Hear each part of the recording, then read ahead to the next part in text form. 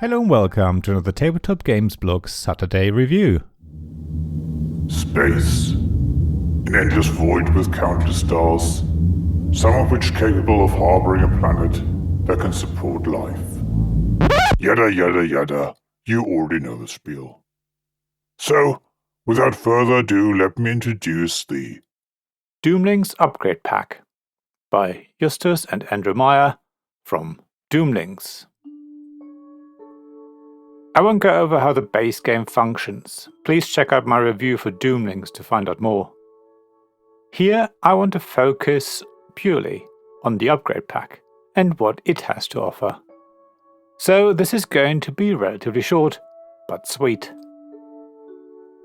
As the name indicates, the Doomlings Upgrade Pack contains a heap of new cards that you can mix into the base game to create more variety, more weird combos, more player interaction, and generally more mayhem with more Doomlings that create more havoc. Technically speaking, the upgrade pack contains 5 separate expansions: Dinolings, Mythlings, Techlings, Multicolor, and The Meaning of Life. These add up to 81 new cards and seamlessly integrate with the base game. You can add an individual expansion or just throw them all into the mix at once.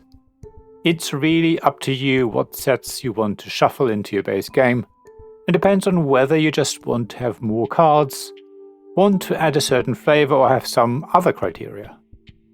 The world is your Doomling oyster. Actually, let me clarify this a little.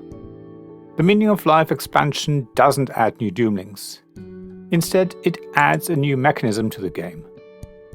The cards from this set represent player objectives that give everyone their own personal goal to get more points at the end of the game. They are kept secret and can lead you towards a different playing style.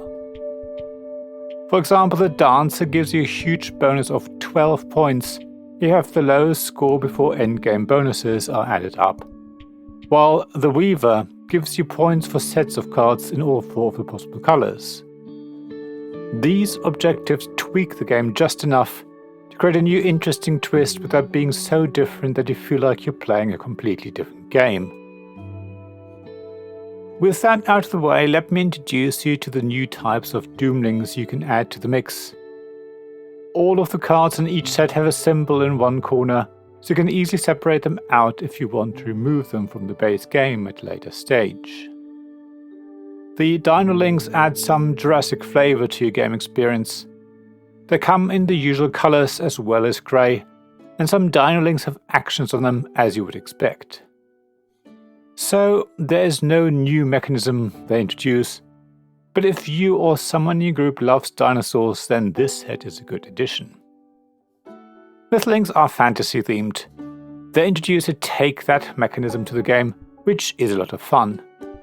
They also add another level of hand management, because some of the cards come back to you after they have been discarded, or they allow you to discard your own hand.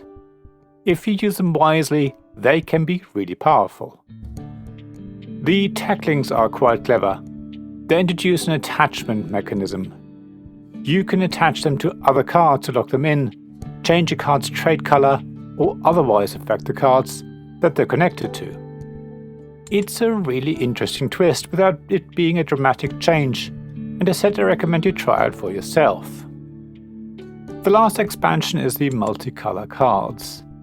As the name suggests, these cards don't have a single color, but most of them have 2, while there is also a rainbow one that is all colors. That makes them very versatile and a great way of getting bonus points and creating new combos. It's another set I suggest you try out. Of course, the pack also contains a number of new age and catastrophe cards to mix things up a little. They're not earth-shattering by any means, but if you've played Doomlings a lot, you'll really enjoy using these new cards to offer some variety to the cards you already know so well. One more thing I need to point out as well is that some of the cards in the upgrade pack are already included in the deluxe box set. So if you have that, you may want to check what you actually get from the upgrade pack and if you feel it's worth it. I would say it still is worth getting the extra cards even if you end up with some duplicates, but your mileage may vary. So overall, the Doomlings upgrade pack is really good.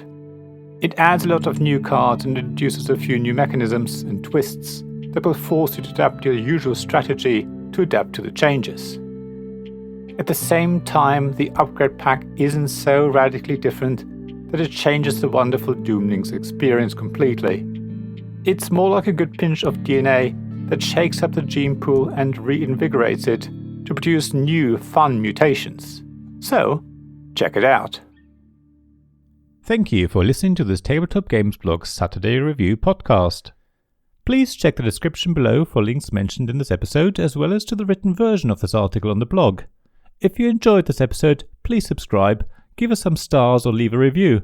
Please also tell your friends about me, and if you want to offer financial support, check out my Patreon Ko-fi pages, links to which you'll find in the blog at tabletopgamesblog.com.